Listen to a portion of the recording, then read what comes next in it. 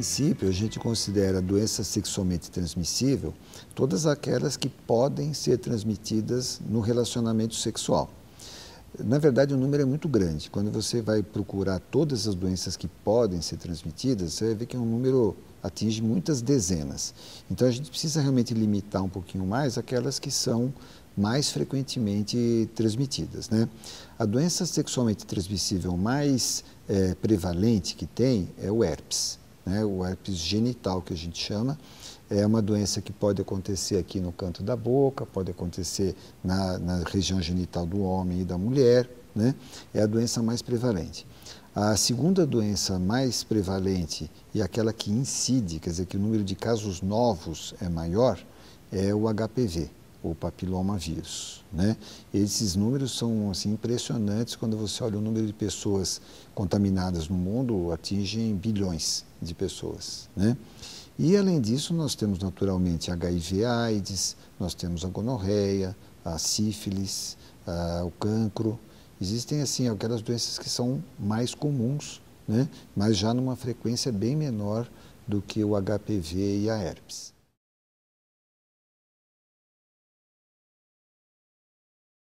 Infelizmente é verdade, viu? Na verdade, essa é uma constatação que a gente tem observado. Quem trabalha com serviços diagnósticos percebe que isso tem acontecido. Na verdade, nós passamos por várias fases, né? Na década de 80 e 90, houve uma queda das doenças sexualmente transmissíveis, provavelmente porque as pessoas ficaram muito preocupadas com HIV e AIDS, então elas se retraíram um pouquinho, passaram a tomar mais cuidado. E ao longo do tempo, quando começaram a aparecer os tratamentos para HIV/AIDS, as pessoas ficaram com a falsa impressão de que, afinal de contas, tem tratamento, não tem muito problema, e acabaram descuidando. Então, nos últimos anos, a gente tem visto realmente um número de casos de DSTs mais comuns, inclusive, acometendo faixas etárias que anteriormente eram um pouco mais incomum. Nós temos visto em faixas etárias cada vez mais jovens, né? Algumas DSTs aos 13, 14, 15 anos e principalmente depois dos 65 anos, né? Com a melhora das condições de vida das pessoas, as pessoas se alimentam melhor, fazem mais exercício, existe uma série de remédios que aumentam a potência e a disposição das pessoas. A gente observa que pessoas que antigamente não estavam suscetíveis ou que tinham oportunidade de ter contato com DSTs, estão tendo. E isso tem levado à ocorrência de DSTs em idades que a gente normalmente não via.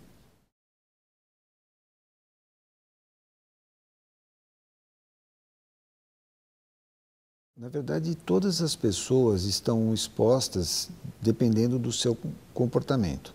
A gente não consegue mais definir claramente grupos de risco, mas o risco que a pessoa está sujeita está ligado à exposição que a pessoa deixa acontecer, né?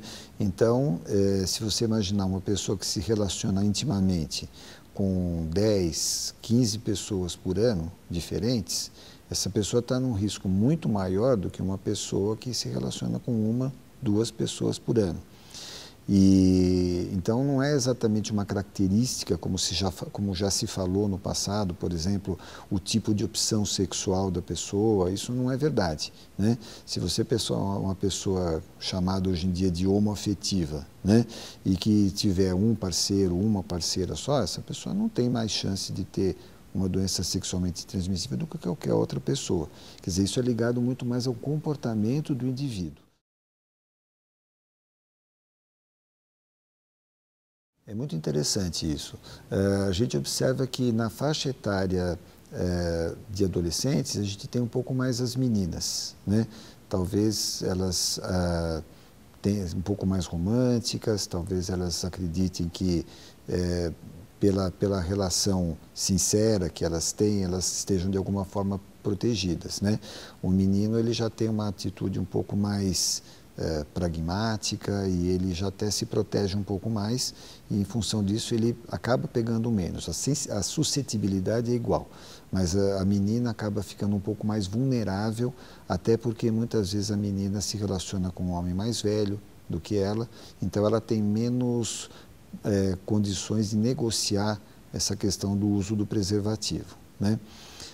Quando a gente sai dessa faixa etária da adolescência, o adulto jovem até 40, 45 anos, é mais ou menos igual o risco. Acho que as mulheres nessa hora já estão bastante conscientes do risco que tem, já se protegem mais.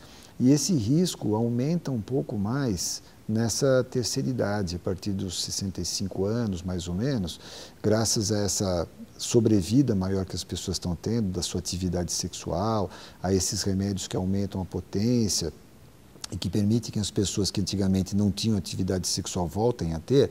Essa geração, ela não passou por um processo que as gerações mais novas passaram de aprender que tinha que usar o preservativo. Então não é muito fácil você convencer um senhor de 65 anos, às vezes mais, uma senhora nessa idade, de que a relação dela tem que ser com preservativo.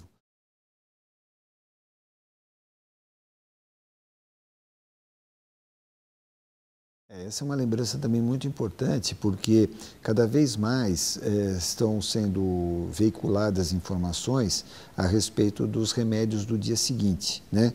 Hoje em dia existe não só remédio do dia seguinte para a gravidez, mas existe inclusive para algumas DSTs, né? E só que essas drogas, elas tendem a ser muito específicas para cada doença sexualmente transmissível. Então você consegue evitar, por exemplo, gonorreia, você pode evitar o HIV, por exemplo, né? Só que o remédio que serve para uma não serve para outra. Então você teria que tomar uma dezena de drogas diferentes se você quiser se garantir que você teve uma relação desprotegida e não se contaminou. Então, o único procedimento que a gente pode ter que é mais abrangente, que ele pode garantir uma proteção maior, é o preservativo mesmo. A gente sabe que a eficácia dele não é 100%, ele se rompe, né? E mesmo durante as atividades que antecedem o ato sexual, as pessoas podem se contaminar por manipulação, e aí não adianta estar com preservativo ou sem preservativo. Então, não existe uma garantia com preservativo, mas seguramente, isoladamente, é a melhor atitude que a pessoa pode ter nesse sentido da prevenção no momento do ato sexual. E não podemos esquecer que a melhor prevenção de todas é a pessoa ter uma boa higiene sexual no sentido mais amplo da palavra.